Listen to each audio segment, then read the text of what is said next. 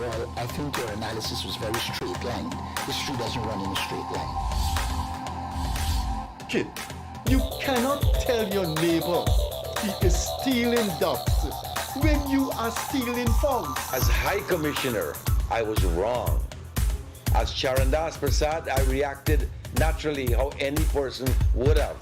I did not come here for that kind of abuse. I did not come here for that kind of abuse. If you're going to go down that road, I'll walk off. But it's all okay once they're talking. If they were talking, I could not have been here today. You got ADHD. I got nothing. Calm down. I think I've done enough in terms of taking our team out of trouble from losing. Come on, Lou Taylor. That's good. I'm reading the script now, and the first person that comes to my mind to play a detective, Yes, but okay, an he's good too. erratic Mikhail detective, Mikhail Rodriguez. Why an African slap an Indian? Why a man and slap a woman? Look, how you deal with that? You deal with that. We must encourage platforms like this because it brings together different people and allows for discussions to take place in our country on a multiplicity of fundamental issues. You apologizing for something you think I did is wrong. I don't want you to do that, and you should not have done that.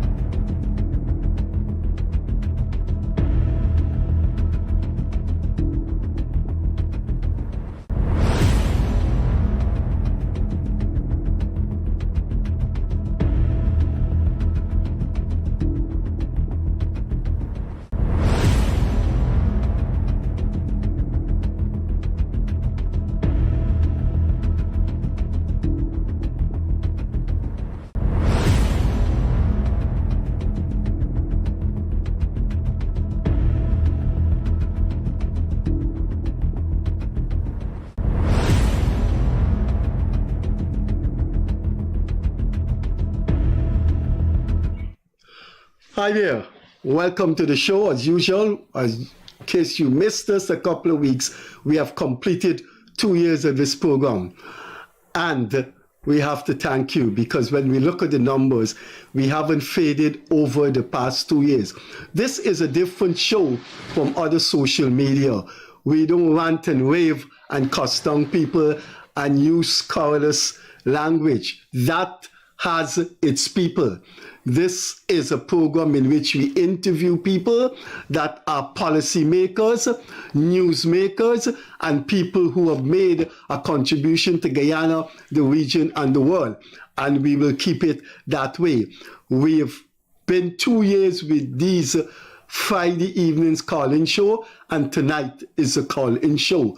So let us show you some videos. Let us have our explanations or revelations, and then we will take your calls. Something happened to me and my wife yesterday, and I'm asking all of you who are looking at this program in and out of Guyana, outside of Guyana, in any country, but particularly Guyanese who are coming back here for holidays, coming back here to spend some time. Listen to what happened to me and my wife yesterday. Before I tell you that, I suggest you pick up the newspapers, the Starbuck News, the Kaicho News, and all these so-called human rights groups. And every day, it's what the government isn't doing, is what the wrong things the government do. Every day. As if there is no life in this country outside of the government, but there are colossal, vast areas of life outside of the government in this country that are dear, precious, and valuable to hundreds of thousands of Guyanese. So you see these idiots and jokers, are adjectives I want to use, but I can't because of the nature of this program. You pick up the papers, you listen to them on social media, it's the government, the government, the government. There are things that people go through in life in this country, and they don't care about politics. They care about their little space of happiness. Let me tell you what happened to me and my wife yesterday. And every human being on planet Earth should find this unacceptable. I'm calling on the government. I'm calling on every citizen to correct this. It cannot be justified in the 21st century. It happened to me and my wife, and I'm relating it to you. This is what happened. It has nothing to do with the government. It's unrelated to the government, but it's a terrible thing that happened.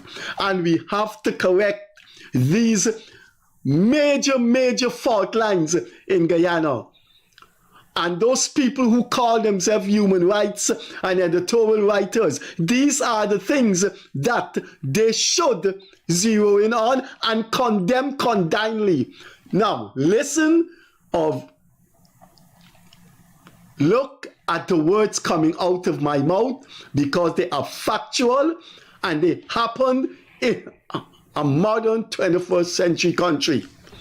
My wife yesterday felt a heaviness in her ear, and she felt that the ear is blocked up. So it must be wax or something, but she's not hearing properly.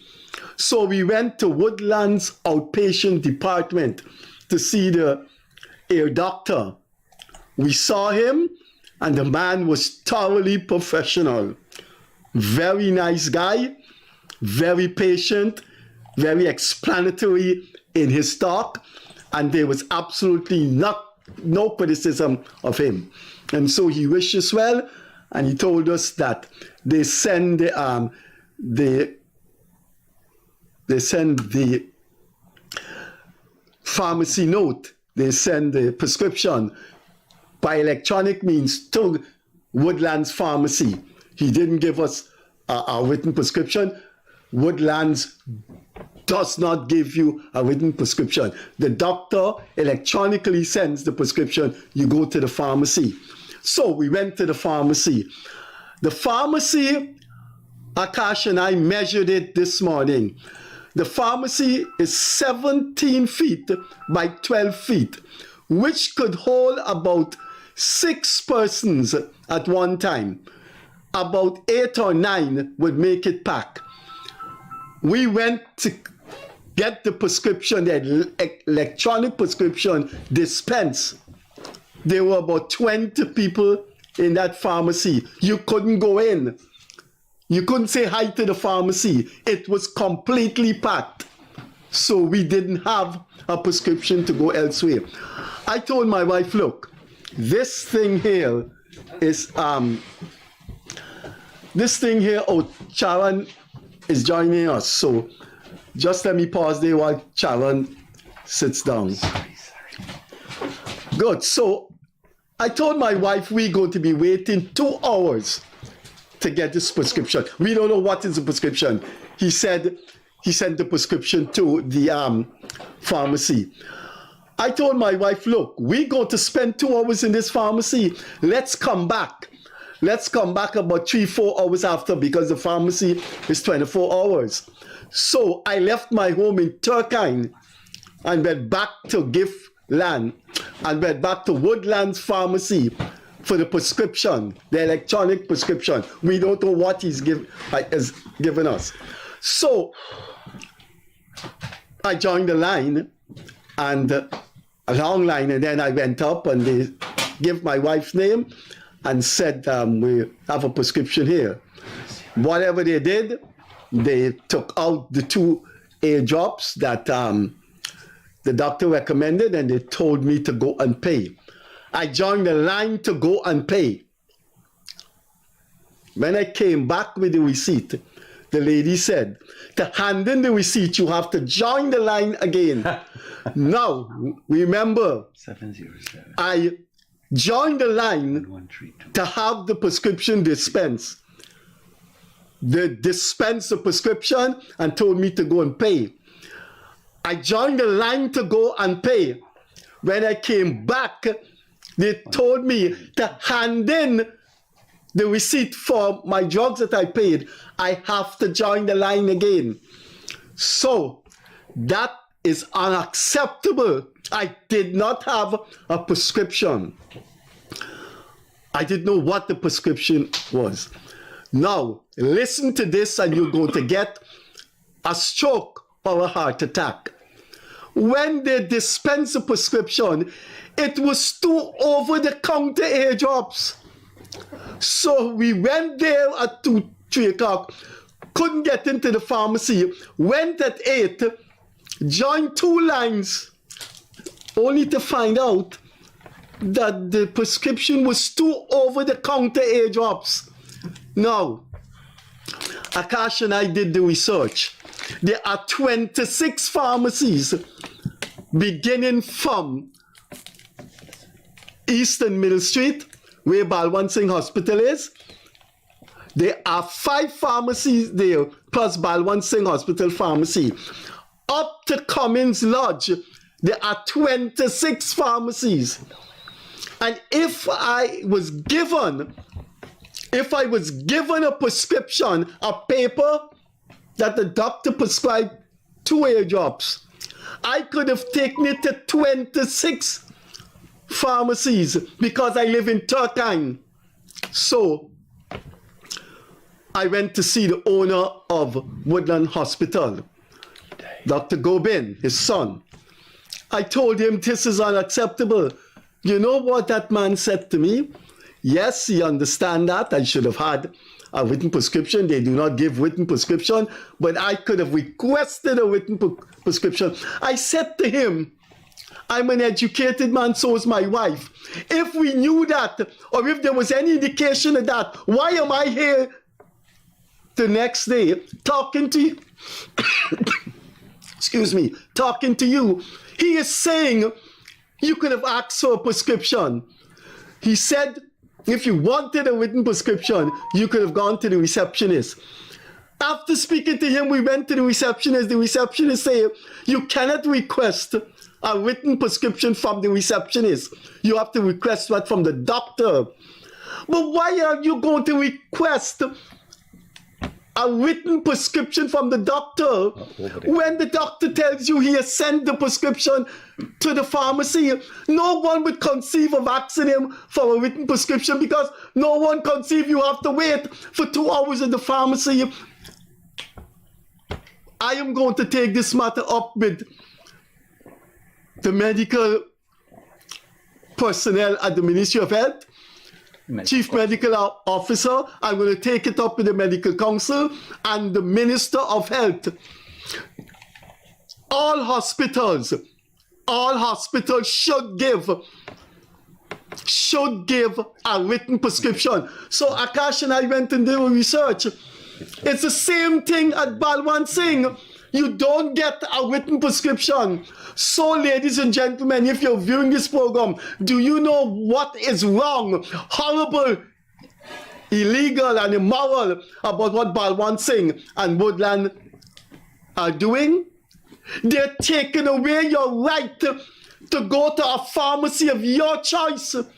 So my wife went to Woodland. She had to endure hours of wait at Woodland's pharmacy. We went to do research. We saw about 50 people outside Balwant Singh Pharmacy. They have to use Balwant Singh Pharmacy. This is what the Medical Council should do, and they should do it as early as yesterday. issue a regulation that all hospitals, if they want to do the electronic prescription, that's fine. But every patient should be given a written prescription. Do you know I live across the road from Marseille and they have a pharmacy there? Do you know it will have taken me minutes to get to airdrops over the counter? Look, the hassle and nightmare my wife and I went through at Woodlands, and only to be told by the owner, you could have asked for a written prescription. No one ever does that at Balwant and Woodlands, because they accept that that is their system, that they think goes electronically. Mercy Hospital says the doctors who rent space at Mercy Hospital issue written prescription. Can you imagine what happened there for 2 over-the-counter airdrops? This is not the last of it. It costs $960.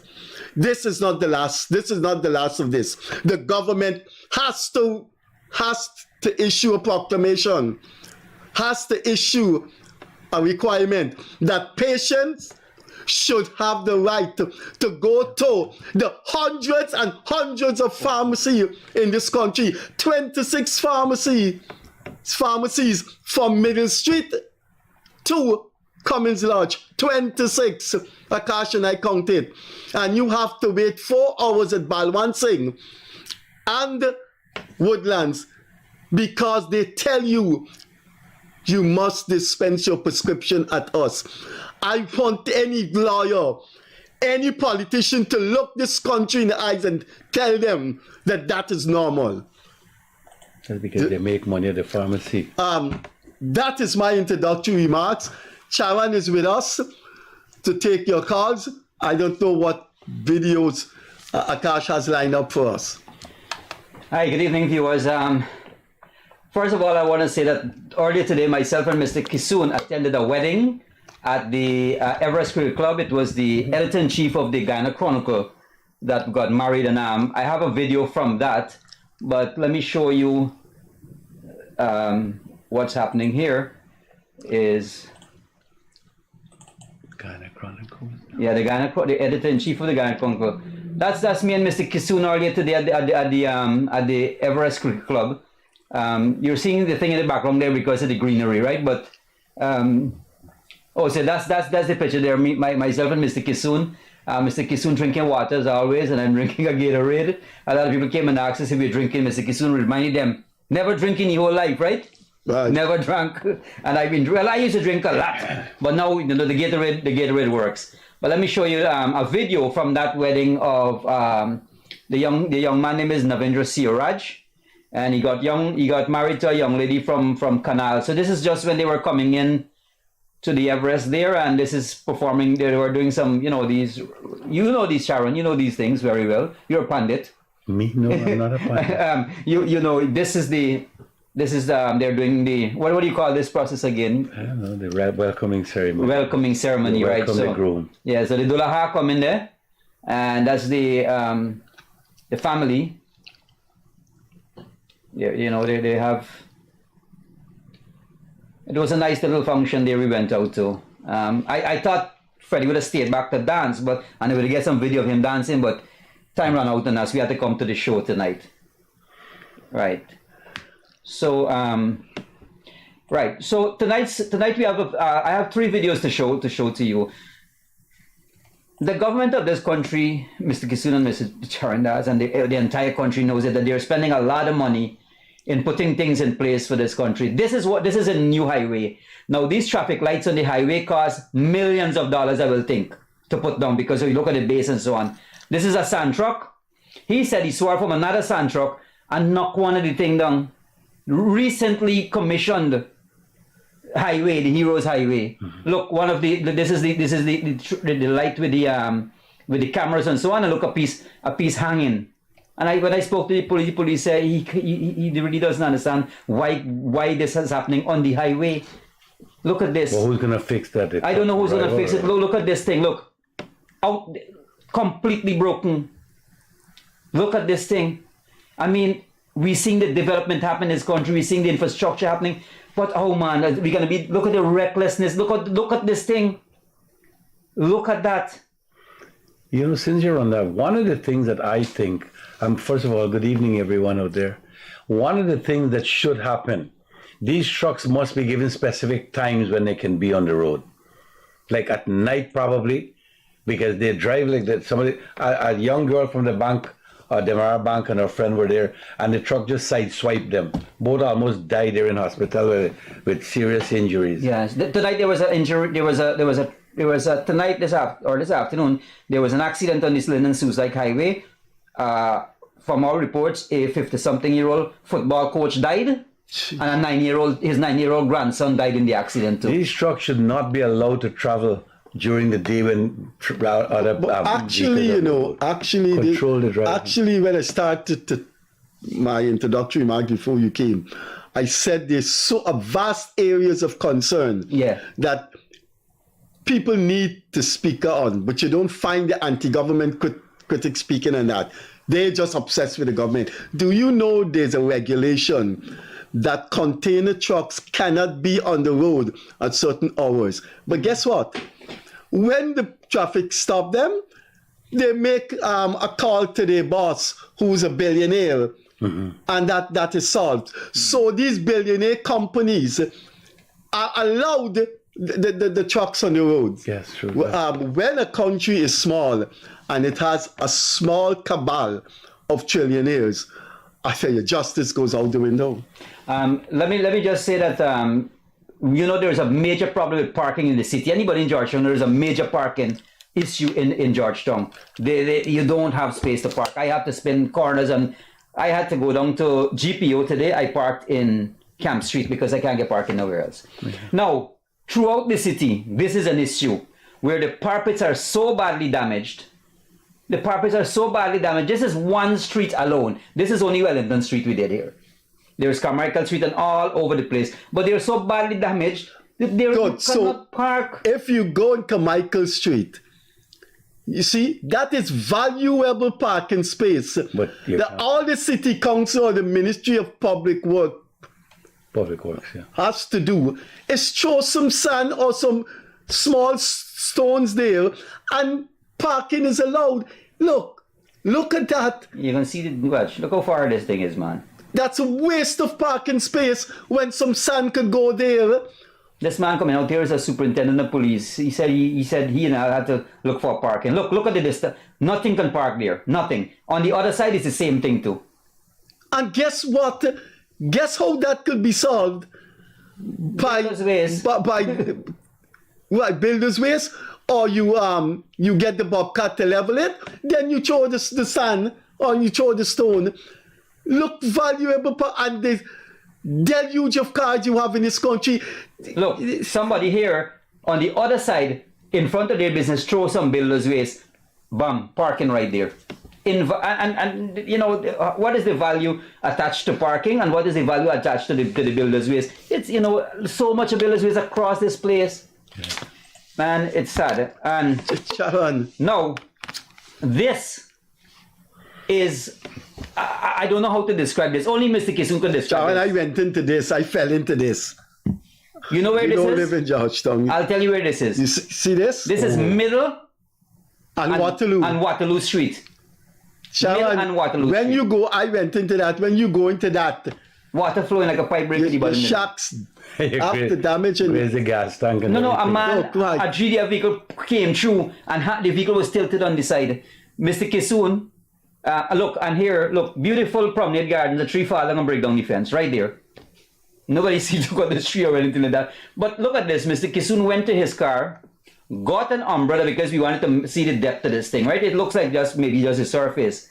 But this thing is deep this is more than 3/4 at the corner there, more than 3/4 of the road. Look at this.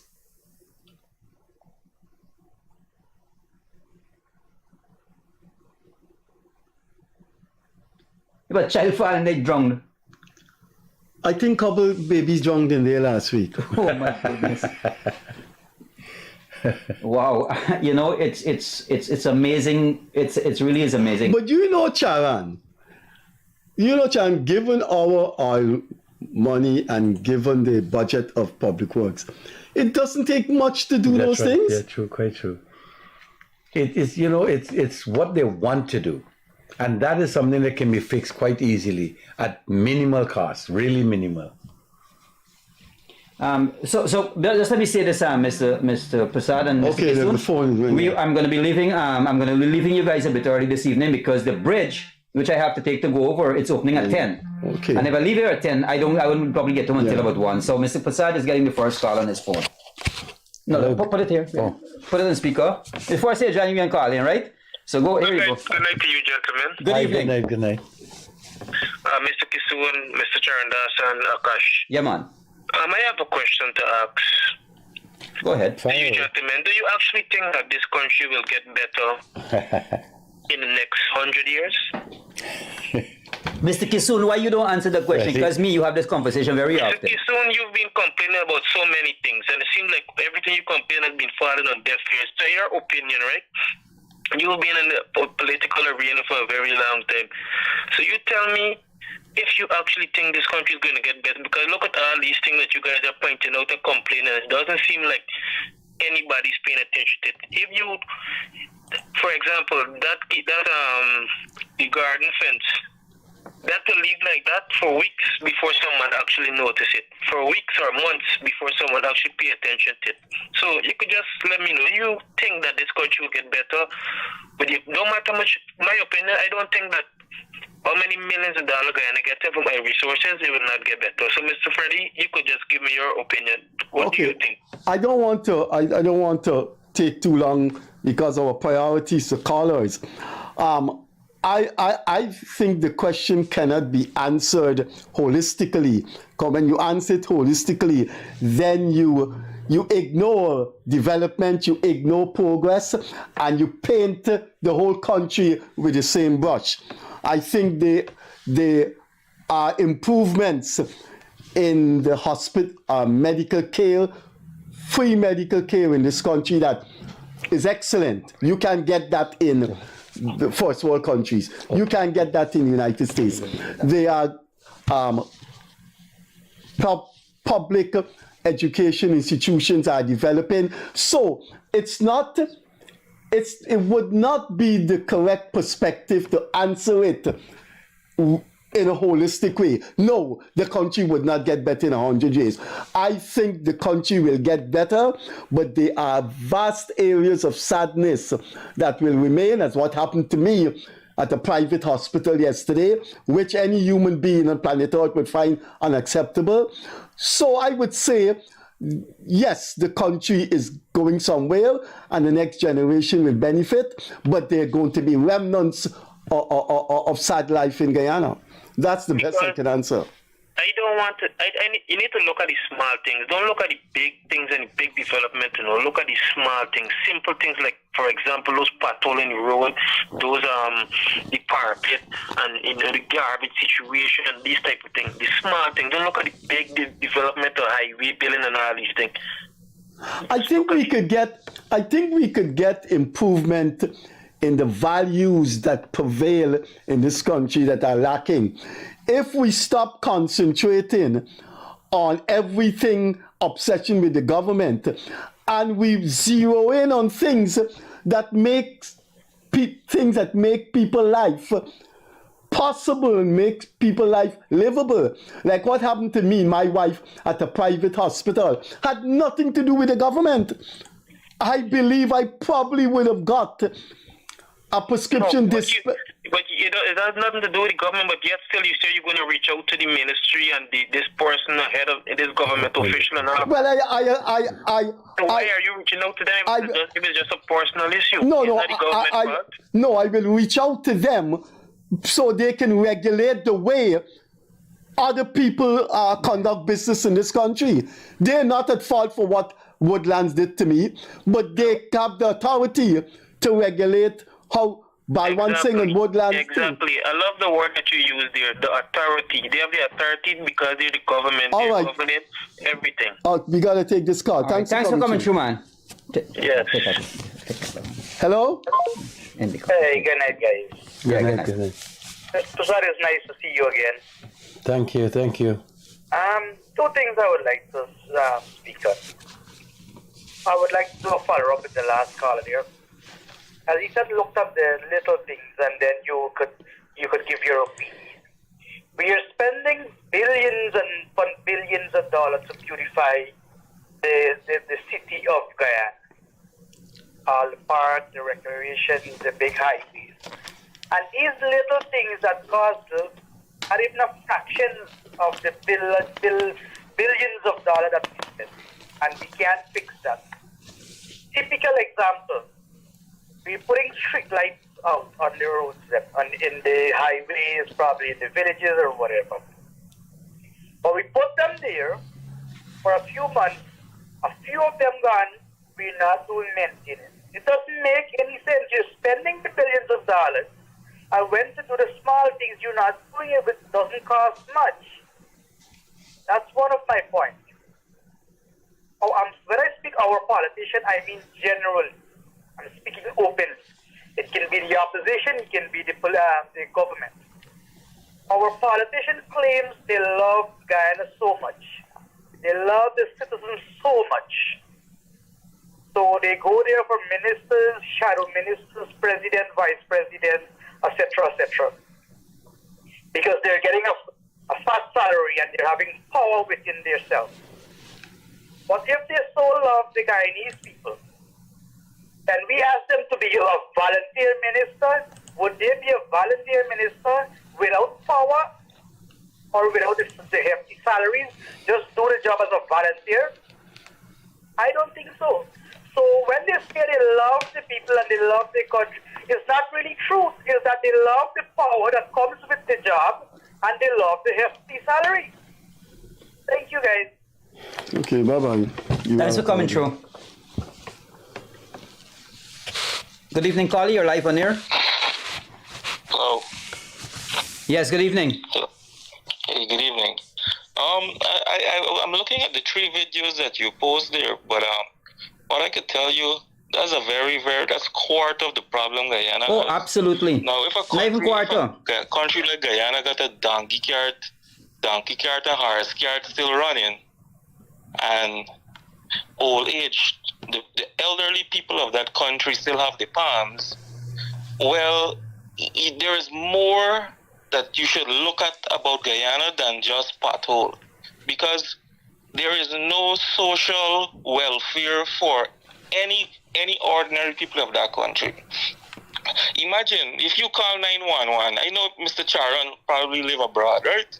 If you call 911 in Canada or the United States, it reaches you within 5 minutes. You call 911, you gotta be fetched either by a horse cart, donkey cart, right? Or what you say? Or you got behind a police van. And then when you go to the hospital in the emergency, you gotta sit down and wait. Right? So this is the thing that the oil rich that everybody boasting about. Oh, we're Dubai. All these politicians, now I'm talking about PPP or PNC, right? All they care about is their kickbacks and their over-bloated tenders, and that's all these people care about. They don't care about people of the nation.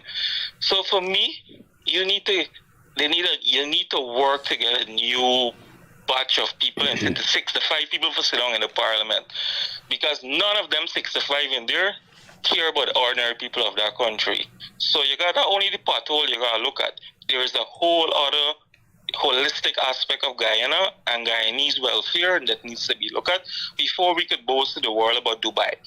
But we can't even reach there. Alright? So that's my contribution. Okay. Thanks for coming through. Thanks for coming through. Hello? Hi, good night. Hi, good night.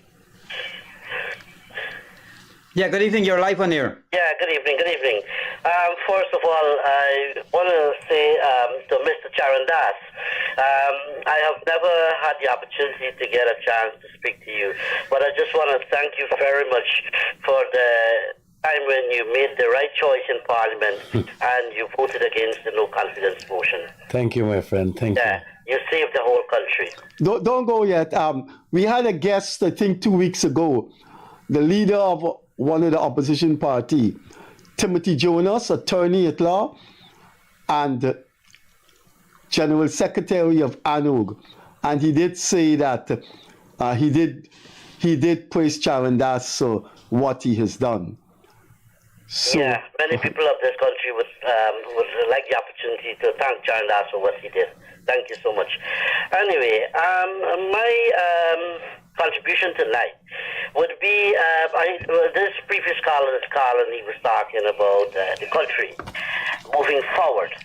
Now, we just can't depend as citizens on the government to do everything. We as citizens, we have big parts to play in our society. Now, one of the things that I would like to touch on is, for example, taxi service, public transportation service in this country. Public transportation service in this country is poor people operating public transportation service. And it's poor people using public transportation service in this country. All right? And if you look at the situation that is going on, the same people that operate in taxi and minibus and boats and whatever, they are fleecing one another. Especially the taxis, they don't have a regulated price for them. You may call one taxi now to move from this corner to that corner, he will charge you one price. You call another taxi to move you from this corner to the same corner, another will charge you a different price. Everybody got their own price to charge what they feel like. Plenty lawlessness is going on. I would very much like to see that the government put things in place to have that regulated. That is one thing needs to be regulated. Because quite truly, I am a visually impaired person, a disability, and I depend highly on public transportation. And it is very, very, very hard for us because, you're not working. You depend upon the little public assistance that you get, disability fund. And you got to take public transportation, your money can't do for money. You understand? So we as a citizen, I'm calling upon all the other people, taxi drivers, I want them to hear this. Yeah, please be lenient. We are all poor people. You can't kill Matty. okay, sir. Thanks for coming through. Yeah, you're welcome. Good evening, caller. You're live on air. You got to lower your volume. Turn on the device in the background. Volume. Okay, I got you. I got you. Yeah, can you hear me? Yeah. Yes. Go ahead. Okay. The three amigos, nice chatting with you guys. Charan, Yes, buddy. you and I went back a long time, buddy, at Birchman and Eglinton. Oh, really? All right. Yeah, that was a long time. Right. Good. Well, we can keep it short. The vice president was here 2 weeks ago and had a big conference here. And I challenged him. Same thing on the truck. In Canada, as I said to him publicly at the forum, I says, in Canada here, we go with a truck. The morning you do a circle check. If one of your light doesn't work, you can't move that truck. And Guyana, I challenged the Minister of Transportation there, nothing like that. I said the scales to ease the accident and the weight of transportation. I says put 4 scales, one over the bridge, the new bridge that they're building, put a scale over there that when they come over, you know how much tonnage coming over that bridge. Coming out of the sand pit, you have one on Sue's Dyke anywhere. You know, Charan, in Canada here, everywhere they got MTOs. They got scales, you got to drive through. You overload, they pull you off the road. But Guyana is a free-for-all, like the guy who rightly said. The boss called somebody, and guess what? That person called the commissioner of police, and here, or whoever they call, and they're the problem. In Guyana, the problem with the sand trucks is how much people like hire cars, how much trip you can make. Yeah. That what pays you. And these guys race that thing like a car. I just came from there March, April this year. And these guys, they got no respect for the motor vehicles them and life. All they care about how much trip they can make, and when they're sitting around shop, man, I got you around the turn and you were driving like a little sissy and all those bullshit. Yeah. Guyana, you're going to kill people. Every day you see much people get killed there. Why? Because everybody got no respect for the other person, and that's your biggest problem there. My friend, I agree with you. And one of the things we need to look at is regulation. Yep. For example, that's right. The caller before you spoke on something. Regulation has to be put in place. I suggested that the trucks be given particular hours when they can drive on the road. The sand trucks and the container trucks. We're talking real estate. You have a house to sell? Everybody's a real estate agent. And they literally dog you. Mm-hmm.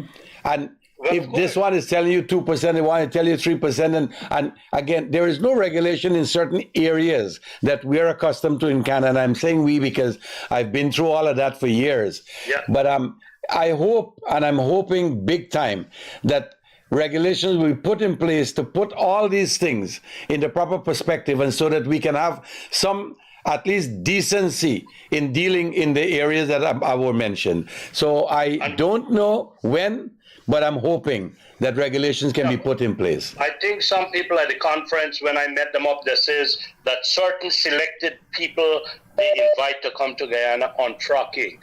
I was part of the team. They took my name and address and everything else. I run 30 years here in a trucking company. Mm-hmm. I think I'm equipped. I went to university, and then you got to be careful that if you want this trucking to run in the night to carry sand, you got to be careful because it's dark and these guys are going to race it more. Yeah. At one time in Canada, they were saying to make one lane to run from Toronto to Montreal. You're going to have a train track going there. Nobody can pass. You cannot designate these trucks in one lane, and you got to be careful when you say what time. Like cricket was there, and they said from 6 in the morning to 6 in the afternoon, you can't go. Agreed. So guess what? These guys sleep, and they have to put in here the time again. So much 13 hours driving time, and if you go over that, you get charged. You go there, these guys don't care, so they're going to push as much trip as they get in the night to fill the day that they're missing. Thank you, guys. Yeah, man. All right, have a good one, buddy. Take the one. Hello? Please turn down your volume.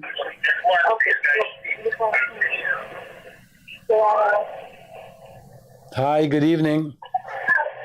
Good evening to the panel. Good evening. I just want to share my view on what's going on in the country, the lawlessness. We all know we are a third world country. We come from a long way now. And we're still going through over and over stuff that we are looking upon. But there's something that really bothers me because I drive on the road almost every day. On the Heroes Highway. That's a lovely highway. You know, it's built the other day. They put a lot of things into it. But if you travel in the night or in some time during the course of the day, you see a set of cows messing on the highway. Dogs die, dog dead, cat dead, rat dead. And it's something I always mention to people. I can't understand what a simple thing like this they cannot fix. You know, put things in place, a truck or a garbage truck or something, fast morning and afternoon, pick these things up. You understand? We want to develop our country. We've got to show a little, we know we cannot go right away and develop right away. But there's little things that you can pick up on, you know, and get it sorted out. Yeah. Little things. All right, little yeah. things that we are looking at. It's not hard to fix. It's not really hard to fix, you know. Put things in place. You know, you're building a highway. You should have done, you know, put things in place for the cattle owners so that they could get a plot of land to mind the cattle somewhere far from the highway, so we don't have these issues. These are little things that could put in place. You know, and good night both the panel. Thanks a lot for my time. Thanks for coming through, Have a good night. Good evening, caller. You're live on air. Hello. Hi. Hello, good evening, sir. How are you? Good evening. We're fine, I think. Okay, good evening, gentlemen. I'm glad to see Charan is on the panel tonight. I'm just calling, and I just want to share my views on certain things with some of the previous callers, and some of them are calling from overseas, from New York, Canada, and whatever. You know, and they're talking about the response time for emergency medicine, and so I think, you know, Guyanese, when they came, they settle along in metropolitan areas in these countries, and they get to see what's happening here.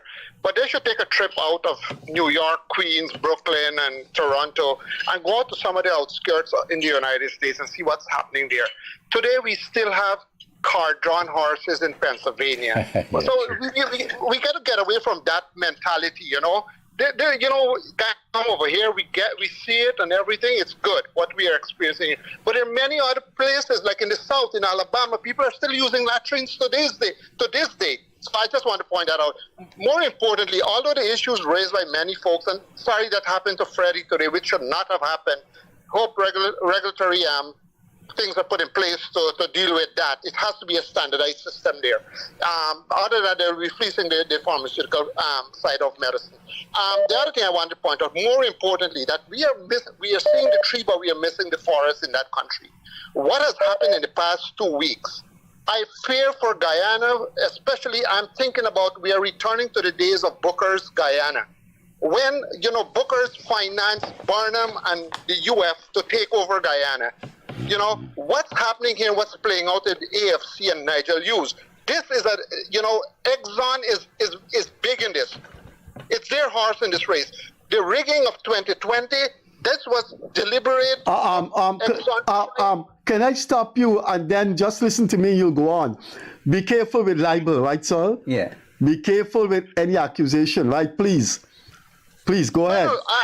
Caller. Let me also say this, that your views are solely your views, not the views of the platform, the Guyanese Critic platform, TBN, Charandas Persaud, Akash Persaud, or Mr. Freddie Kissoon. Okay, we just want to make that clear. Go ahead. Absolutely. Okay, good. Thank you for the disclaimer. But this is my opinion of the way I view things. And what's happening here now in Guyana, I see this as a return of the 1964 era, where Guyana is in a big threat right now of controlling the wealth of Guyana all over again. Like what happened to sugar with Booker's, this is what's happening with Exxon here. The question I want to ask Guyanese tonight, how can we accept a political national leader of a political party who is on the payroll of a foreign multinational corporation to exist and function in Guyana? Are we going to accept this all over again? Are we ready to put ourselves in this place where we have insiders who are going to be selling out the little 2% that we are getting and sell everything out? Are we missing that point and complaining about a pothole when we see the bigger threat is there, the monster? We got out of the claws and the teeth of an alligator in 2020. What we are looking at here, this is not feeling well. I'm telling you guys, Exxon is a multinational corporation. They have a lot of power. 2025 is approaching, and if you see how things are happening right now, Guyanese need to wake up, and we got to take a stand and stop complaining about every little minutia things. Although they can be important, but the big threat today is the big monster, the big gorilla in the room today. What's Exxon and what's AFC? Guyanese, be careful. Thank you. My friend, let me say something to that. My view, and I don't care who is the leader of the AFC is not even getting one seat in the next election. Sorry, Chairman. Yeah, I meant to ask you, I want to get your perspective on this here. What's playing out there in the AFC? Changing, they're changing the structure and the leadership of AFC, but they are still, this is the purpose of the AFC in Guyana, is to be this party who is going to bow to any little thing for power. And, Sharon, what's your take on what's happening? Well, I just said it, and I will stand by that, and you will see November 25 is not too far off. The AFC is not even getting a seat.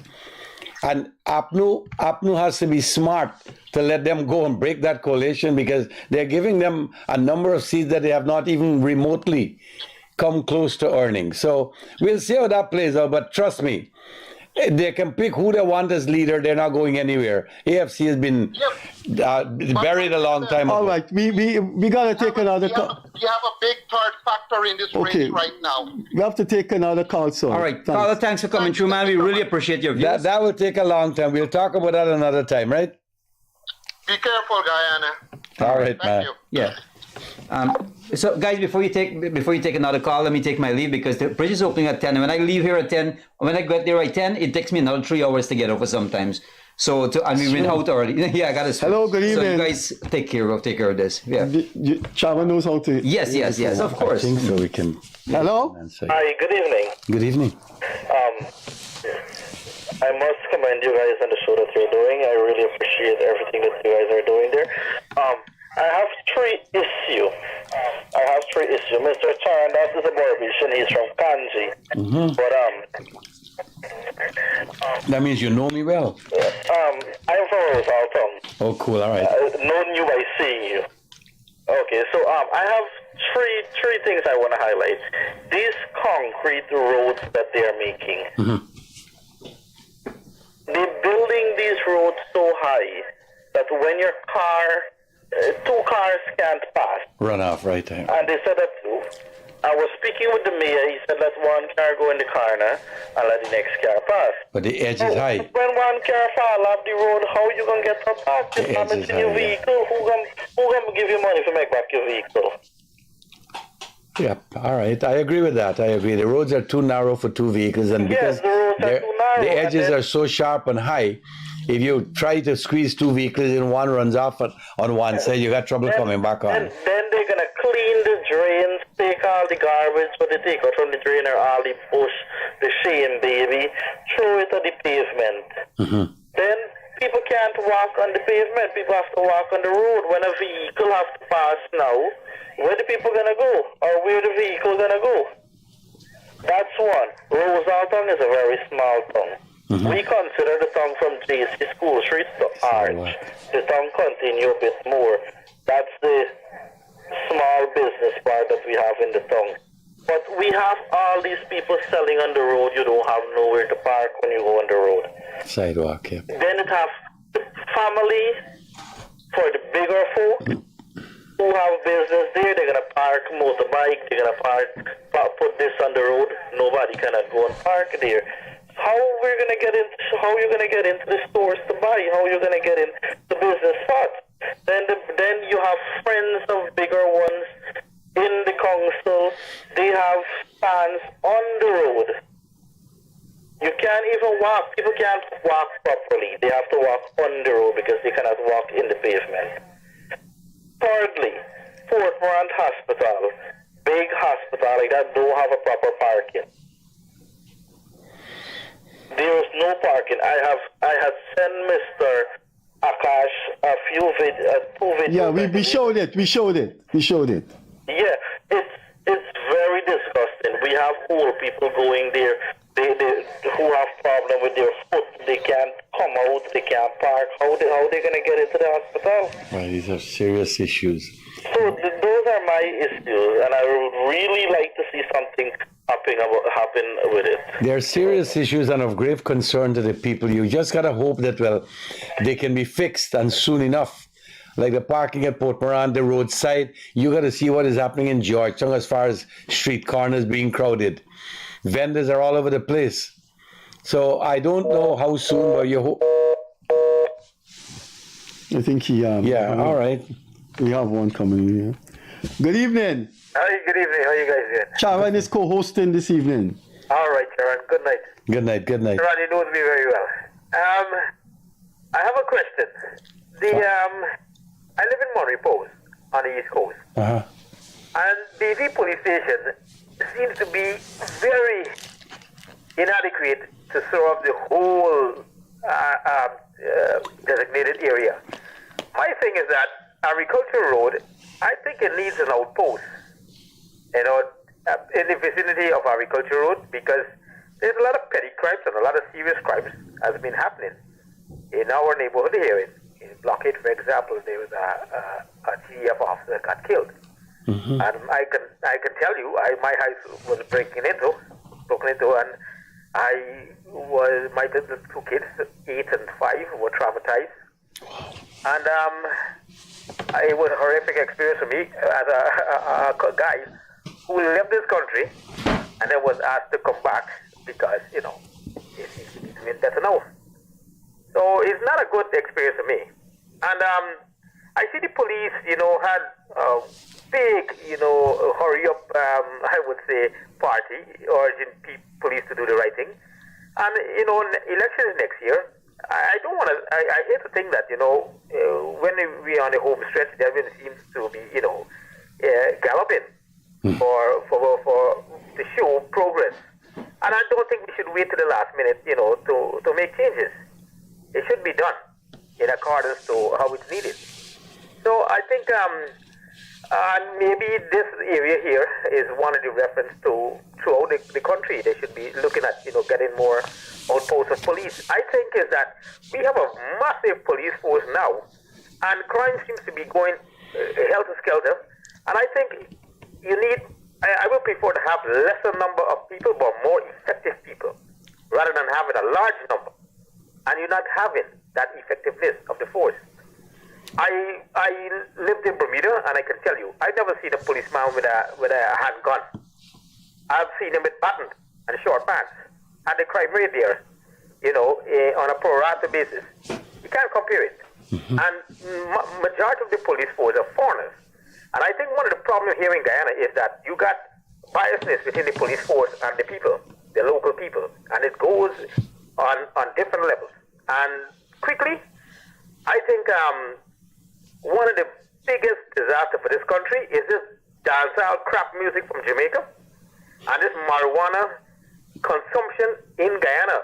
I can't find decent labor force now, and we're running into problems in years to come because we're not gonna find decent, labor in Guyana. We used to produce some of the best tradesmen, woodworkers in Guyana. Now it's gone to the dogs, right? We are importing now woodworkers. And okay, so this country was a lot of wooden buildings. Okay, let's take some other calls. I think you may. I hear you. You have some serious concerns. We hope that things can change, though. Thanks for coming through. Thanks for coming through. Let's take some other calls. Thanks for coming through. Okay.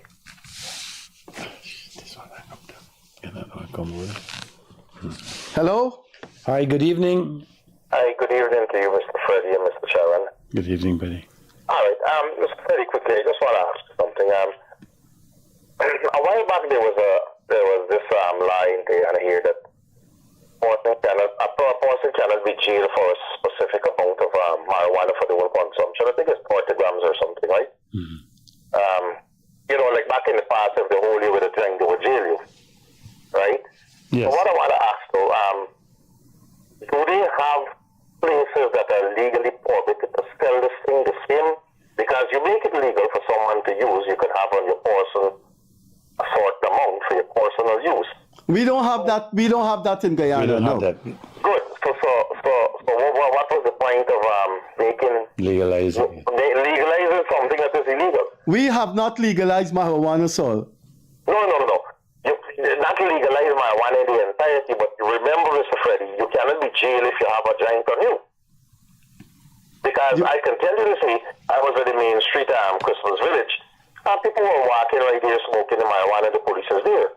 Since they removed the jail sentence from this small joint that a person can have on them to smoke, people just walk all over the city and smoke the marijuana anywhere you go. Well, that is not what the law permits.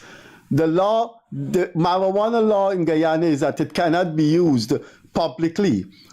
If you are found with a certain amount of grams, the law says that it's not an automatic jail sentence and bail is allowable. Those are the changes. The law doesn't say that you can smoke marijuana legally. There's no such law in Guyana, though I believe there should be. But Freddie, the law doesn't say that, but I can tell you this thing has been happening. I mean, Mr. Chairman, I'm sure you can't blame the law for that. They got people down on the road cussing up loud, using obscene language is an offense. You can't blame the law for that. If people smoking marijuana in Main Street, how is that a fault of the law? That's a fault. No, but they were smoking it there, and the police is right there. They're doing it in the presence of the police. Well, I see motorcycles every night where I live on Railway Embankment riding without helmets. Well, there's another story by itself. Anyway, thanks for calling, buddy.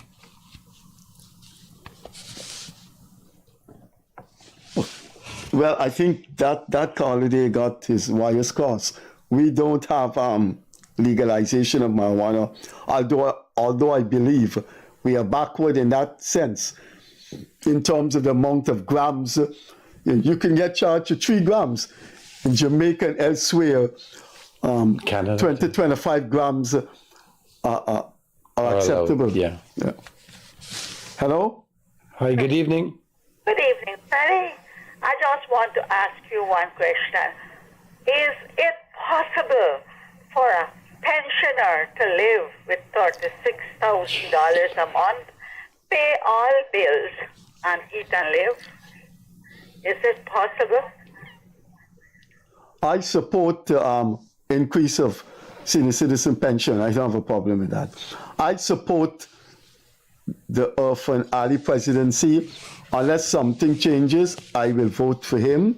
I also very, very much admirable of Aninandalal. I would vote for the party of Aninandalal.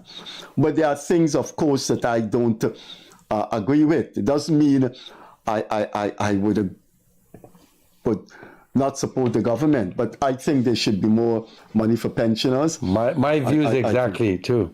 The pensioners should be given more money. You got to call them? Yeah. Exactly, because you cannot look at the cost of living. Yeah, all right. Sugar is how much now?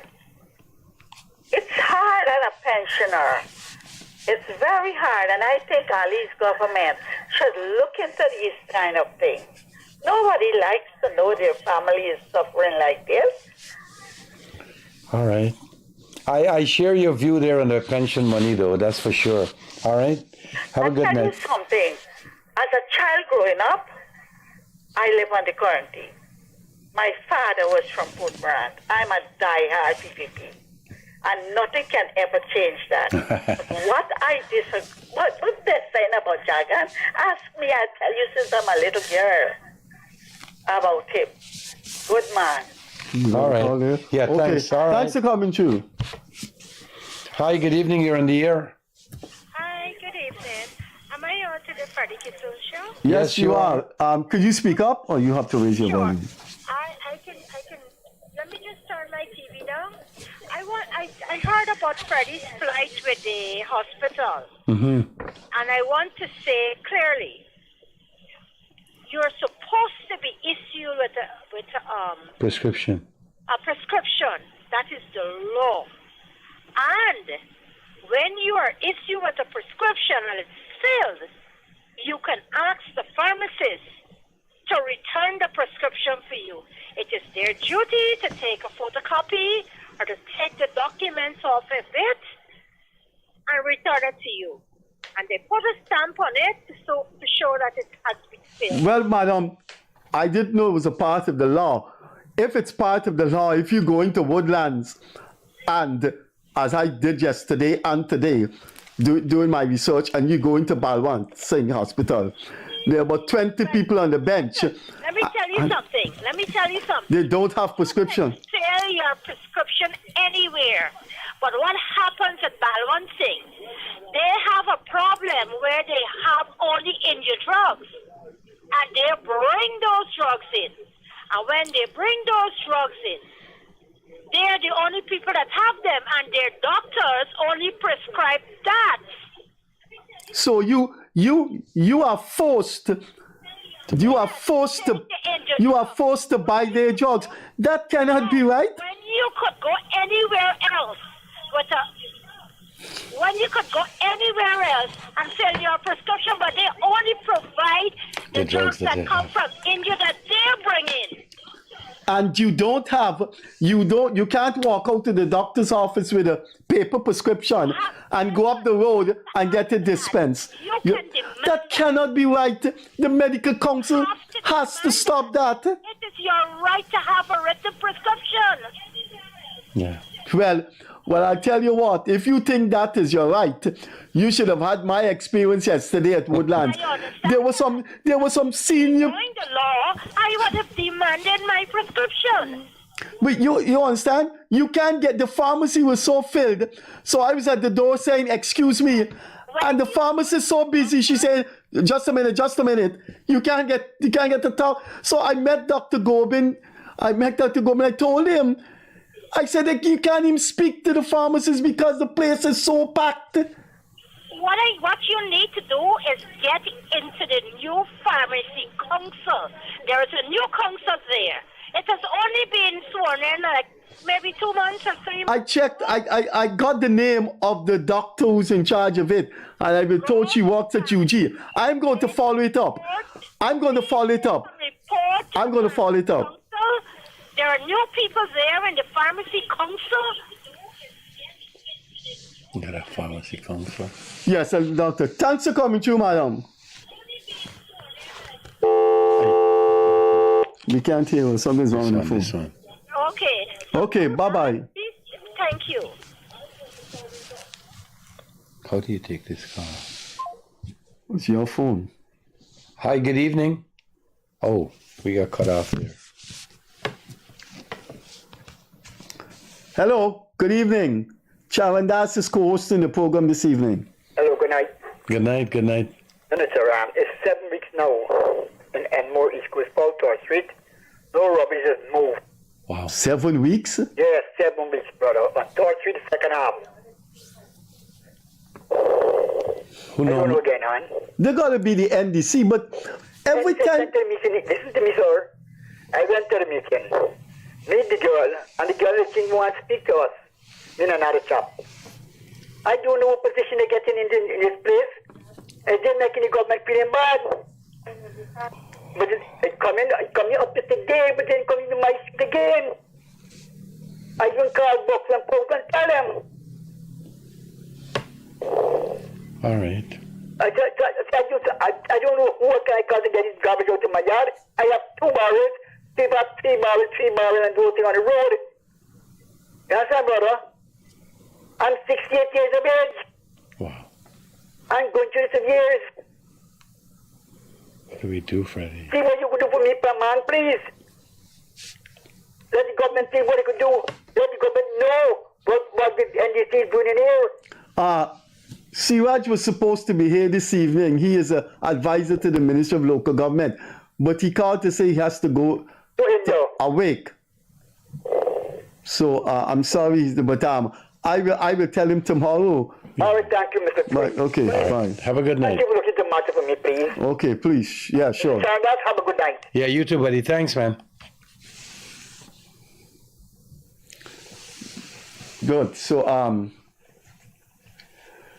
Siraj couldn't make it this evening. He has to go to Awake, but I'm sorry he wasn't here because the man said his garbage hasn't been cleared for 7 weeks. Yeah.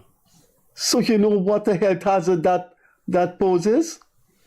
Well, if what the lady said, that by law you have to get a prescription. That's a general But you know, Sharon, a guy called in just now and said he's more concerned with Exxon, not potholes. But I don't know if he listened to the beginning of the program. Anyway. Let's take this call. Hello, good evening. You're on the air. Hello. Hi, good evening, guys. Good evening. Can you speak up a little, please? I'm not sure we're hearing you right. How is your volume of your phone? I hear you guys very loud and clear. We're not hearing you. The volume is up. No, I'm hearing you. Okay. Let me take my volume off my phone. Yes, my volume is right up. Your volume is up? Yeah, very much right up. We're barely hearing you, though. All right, go ahead now quickly. Okay, I looked at the Wednesday night program with Gerard Ramson, a guy who I loved, who I would have loved a lot when, he's someone who I knew personally. He stayed at our place once. I wouldn't name the place, but he stayed at our place. Loved the dude badly. But when the man switched to the coalition, I didn't have a problem then, but I have a problem now that he is promoting and idolizing Nigel Hughes. And he was asked the tough questions about Ali presidency and by Freddie, and he seems to want to downplay it. Well, I've lost that respect badly for Gerard Ramson. Badly. He's been a long-standing friend of mine, and if he's listening, I have to speak my mind. I've lost tremendous respect for his intellect. I think his intellect has gone astray. His intellect has gone totally astray. I was wondering if I was doing myself injustice by playing out my position here tonight, but I'm glad that you are on my side. No. I got some calls from people that know mutual friends. No. Anyway, so thanks for coming through. Let's take this call. Bye-bye. Go ahead, man. Bye. Hello? No. Hello? Yes, sir. Hi, good evening. Yes, good evening. Good evening, Sandra. Good evening, Freddie Kissoon. Good evening. I'm calling with my concern about the Jackson Public Hospital, right? When patients go there to do surgery, and they still come back next month to do it, then they get a date the other month, and they keep waiting and waiting. And when they do show up to private, the same doctor who's put in their mask is over there ready to do the surgery. That's my take. Okay. Yeah. So you have to go to a private hospital to see the same doctor. Exactly, and get the surgery done. Yeah. So to me, no, that can't be right. That can't be right. They have something has to be done. You don't play with people's suffering and people's lives like that. So if they tell you the 28th of a certain month, you could get it done the 8th of that month by going to him at a private hospital. No. Anyway, thanks for coming through with that information, sir. Let's take this call. All right. I hope the volume is okay. Hello, good evening. You're on the air. Yeah, good evening. This is Mr. Freddie Show. Yes, it is. Yes, why I'm calling is that I have seen a program with Rick Ford Bork where he has a receipt for Calvin Brutus where he deposited some $16.5 million. But then the Calvin name signatures on the receipt. So I want to know how Calvin can sign a receipt for himself. I sent it. Yeah, there's a receipt that Rick Ford Borg going around showing that $16.5 million was. Well, the thing about Burke is that you can't sue him. Burke is getting away with murder. Burke stays in New York and gets his lawyer here to sue people. But you can't sue Burke because you can't find him to deliver the service. Yeah, but what I'm saying is the same receipt is on Travis Chase where he erased the name.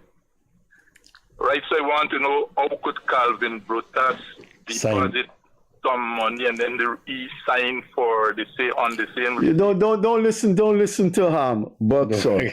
Don't listen to Mr. Burke. No, but as I said, Travis Chase has a receipt as well where he erased. Well, you think there's any difference between Travis Chase and Rickford Burke? There's no difference between them. Anyway, thanks for coming through. We're winding down with time. Let's take some more calls. Thanks for coming through. Yeah. Take that off. Hello? Hello? Yes, sir. Pleasant good night. I'm on to Freddie Kissoon. Yes, sir. Yes, you are. Good night. And good night to your friend, Sharon Das as well. Good night, my friend. You gentlemen come over as people as principal when you had the 2020 election and so forth, and the right for justice. But I'm not hearing anything from you pertaining to Dr. Akash Persaud in Parliament. I'm not hearing any. No, you missed the boat. You can't. No human can look at all the programs. But we had a program on the Akash Persaud affair, in which the guests were very, very strongly objecting to what she did and used some very strong language to describe what she did. Yeah, but there's a guest. But what is not the guest? But what position you take, Mr. Q? I don't know if it's your family, but what position you take? You support Kissoon. You know how much Kissoon they got in here? They got plenty Kissoons like Williams, Jones, Smith, Persaud, I don't know the lady. No, I don't know the lady. I can't support what she's doing. I don't see how. And the speaker is complicit of it. But I don't know about that aspect. No, because the head of the list has already written him. The head of the list has already written to Mr. The Speaker of the Parliament to have a recall, but the Speaker is not acting on that. And I think he had about 2 or 3 sessions of Parliament since he received that thing from the head of the list. So he's complicit. So he's hello. Parliamentary thing. Hello. Yeah. Just be careful, right? Let me make a disclaimer. Your views are your views, and they're not our views. That's your views, and so we do not hold. All right. I just want to ask Mr. Charandas if the money that he collect to overthrow the government, if the money finished already. So you expect? So tell me something. You expect me to entertain you now? Could you please put down the phone? Or if not, we'll put down the phone on you. All right, no problem.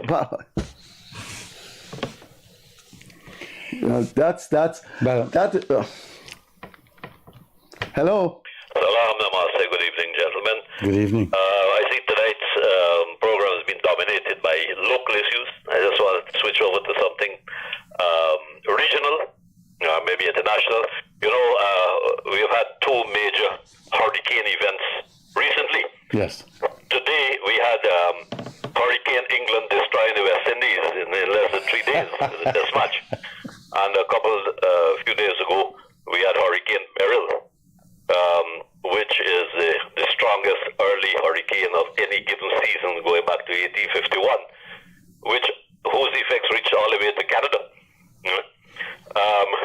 And it's forecasted that there'll probably be 10 more such strong hurricanes for the rest of the season. And I believe that many more West Indian Caribbean islands are going to be devastated, and they're going to be looking to Guyana for help. So I think Guyana is going to have to probably have some kind of fund, hurricane fund, maybe permanently set up for the Caribbean. Future events in the years to come. If you could discuss these 2 hurricane events briefly. Thank you. Okay, bye-bye. Radhi. Pardon me? That's Radhi. You know? The Radhi. Okay. Good. So we've got about, let me see, we got about 10 minutes. Let's go. Hello. Yeah, good night. Good night. Good night. Hey, come on. In relation to that moron who called just now, ask you if you got paid. to all the AFC voters who voted for you, you are our hero. The PSC never acknowledged it was the AFC who helped put them in power. Granger never admitted and never acknowledged that. And the bloody fool, they never acknowledged that once the PSC could not have won without the AFC. They didn't acknowledge the AFC put them in power. When they did all the matters, raise taxes, raise the whole salary, right? And they did all the drug one scandal after another. Every right-thinking AFC voter who had held their nose and voted for the PNC was championing you. You are our champion, that you actually did what we wanted you to do. The AFC voters who voted for AFC strictly, right? So you are our hero. Those idiots, they can go to hell because AFC is dead meat now. Now that you are gone, AFC is dead, stinking rotten meat. Thanks, my friend. That's what I said earlier. The EFC wouldn't even get a seat in Parliament in the 2025 election. They'll be lucky if they get one, but I didn't say But you know what? I ignore calls like that. I ignore questions like that because if they know that much, they should know what I've done with the money. So I'm not even dignify that. I will not even entertain a call like that. All right. Exactly. No. But the fact is, it's only the PNC voters who use the AFC to get into power and kicked us aside, right? When you did that, they're angry and upset. But they are PNC voters, but AFC voters, the independent AFC voters, you are our champion. Thanks, man. Thank you very much. All right. Have a good one. Yeah? You gotta ignore those calls, man, and those kind of comments. Let's take this one.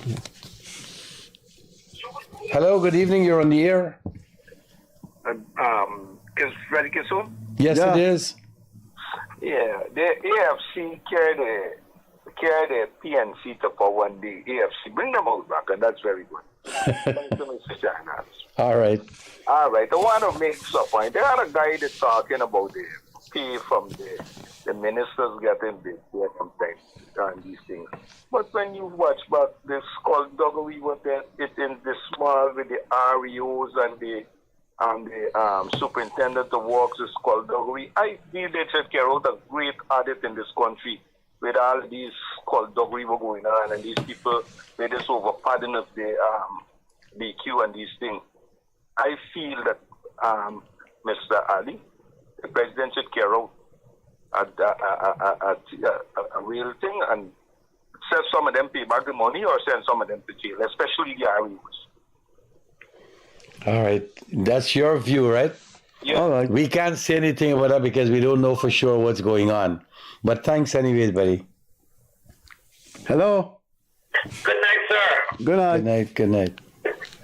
Freddie Kissoon and Mr. Charandas. Good night. Yeah. Good night. Good night, my friend. The iconic Charandas. I have issue for raise, not for my personal, but it's for the entire people who lives and things that I see I don't really appreciate and like. All right. Especially with police. Because I think that's my opinion, and this truth is happening. I think the police and all of them, but majority of them, are undermining this government. Because why I'm saying that? Because the things that I see, and nobody's getting a complaint to these people, because there are so much in wrong things, and I think the bribery is very much important for the police. It's very, very important for them. I saw some things with my own eyes, but I was so scared to just get it on a picture. Because policemen holding people for nice nuisance, that's very good. I'm happy for that.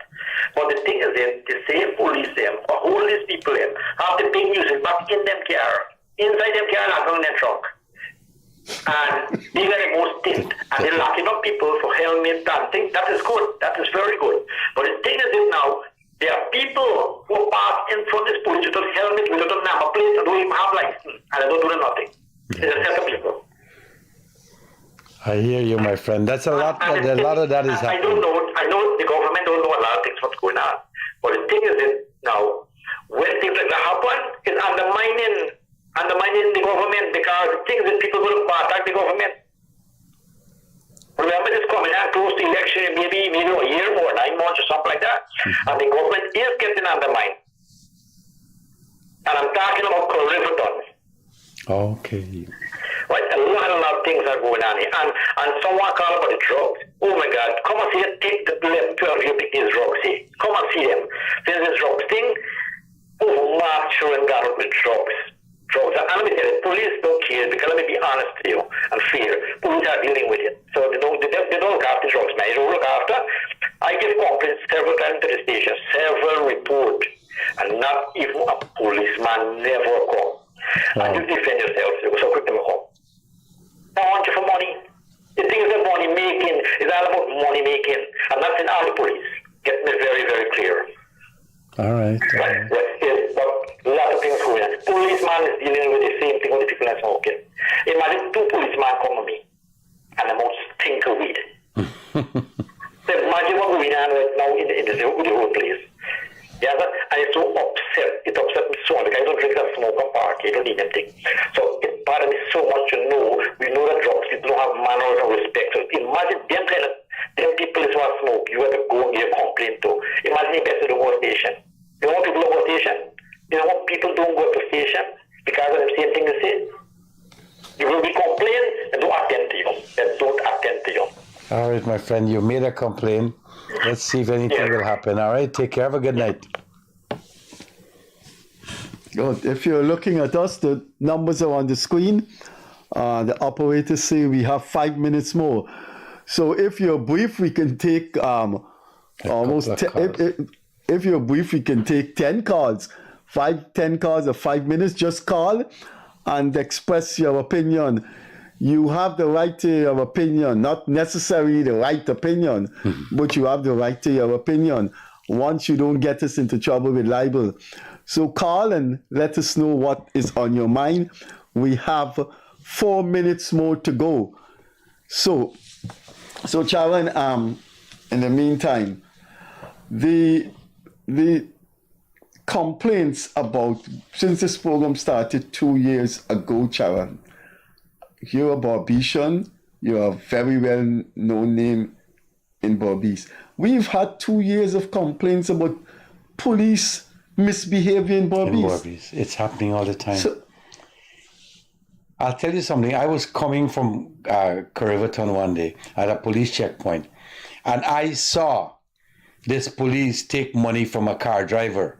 The inspector was there. I stopped and I told the inspector, that man just took money from a car, man. Go and take the money and ask him why. The inspector said, all right, I'll take care of that. But because of the traffic lineup, people were honking at me. I continued driving. But that I saw with my own eyes. Now, it's happening all the time, and it's not just quarantine. It's all over the place. And I don't know that will ever stop. They'll tell you that their salary is so low, they can't support a family on just police salary.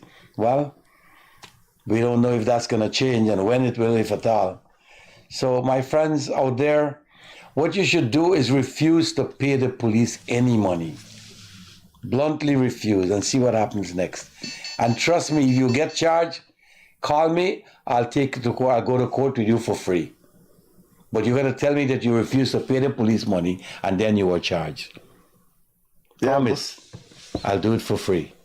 Yeah, but suppose they do that in Region 9 and you're in Region 4. I'll go to Region 9. Just tell me that that's what you did. I don't care where in Ghana, I'll go. Okay, yeah, because I mean, some of the things you hear, you want to know if Barbies is Chatto's land. We get calls about, look, there's a call coming in there. Let's take this one and see what happens. Hello, good evening. Did we cut you off? Hello? Sorry, that one. Hello, good evening. Hello? Good evening. Hi. Good evening. Yes, good evening, my friend. Who am I talking to? Huh? Hello? Who am I talking to? Yes, who am I talking to? You're calling the Freddie Kissoon show. Yes, where's Canada? Are we listening? What are you saying, sir? Go ahead. Time is running out. I want to speak to Canada. Well, speak to him. If you're looking on the screen, you will see he's right here. Speak to him. Oh, you probably cut off the phone. All right, sorry about that then. Yeah, Freddie. I don't know, like the number of things that we want, when I say we the people, it's not going to happen overnight, my friends out there. But we are hoping that some of the things that we have mentioned, like potholes alongside the road, police harassing you, you go to a particular hospital, they give you a prescription, and from one of the callers, it has to do with drugs that they sell only at that particular pharmacy. Now, those are things we're hoping that can change. Hello? Very good night. I just would wanted to know if the vision of the great son of the soil, Shedi Jagan, is still alive. His vision was fighting for the poor working class people. That's just like what I would want to ask, if his vision is still active and if it's still alive in our country. Thank you. Okay, thanks. We've got 1 minute more. Okay. Hello, good evening. Good evening. Canada, where's K3, man? Where's what? What do you think K3? K3? From Brampton. Oh, Chatapal. Yeah, the lawyer. Yes, the lawyer. I know K3 Chatapal well. He's a very good friend. Yeah. I know you used to be with my, in Brampton there with my, little boy. It's hot. All right, what's bothering you, my friend? Talk to me. Yeah, where is he? Is he in Guyana? No, Keisha, he's in Canada. He's in Canada. Oh, you Canada? Yes. Okay. I don't know if you remember with we from Port Moran, Ilana Verasami. That's Verasami.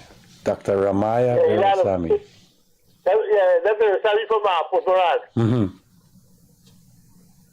Yeah, we used to hook up years when he said this. All right, my friend, we're running out of time. All right? Okay, all right. Thanks for checking in, though. We've gone 1 minute out of time. Yeah. So is that it? Let's see. We'll count to 10. And if the hello, you gotta be brief, sir. Yeah. Operators have to go home. It's 10 o'clock. Regarding the saga with the teachers striking, there was a proposal of the government paying $700,000, for I think per kid. I wonder if that would be a good idea to pay the private schools to teach our kids. Just an idea. Okay, sir. Thanks for coming through. Next week, Friday's call in. Hope to hear from you again. So, we've gone over 1 minute. The operators have to go home. It's 10 o'clock. So, I'll count up to 10. And if there are no other calls, we have to sign off. And we will see you on Monday. So, 1, 2, 3, 4, 5, 6, 7, 8, 9, 10. So that's it. This edition of the call-in program is finished. Our co-host was Charandas Persaud, the evergreen Charandas Persaud. We will have a program of usual on Monday. We may leave Max Charan to come and be our guest on Monday and talk about new political developments. His former party, the AFC. So we will thanks for being here, Charan. Akash had to leave early because of the bridge. The bridge is open to shipping, and when it closed, he said you have to spend about 3 hours. So we will see you on Monday. Calling is Friday for sure. So call in next Friday. Let's hear from you. On behalf of Charan, catch you later. Bye-bye. Thank you very much. Good. Have a good one, guys.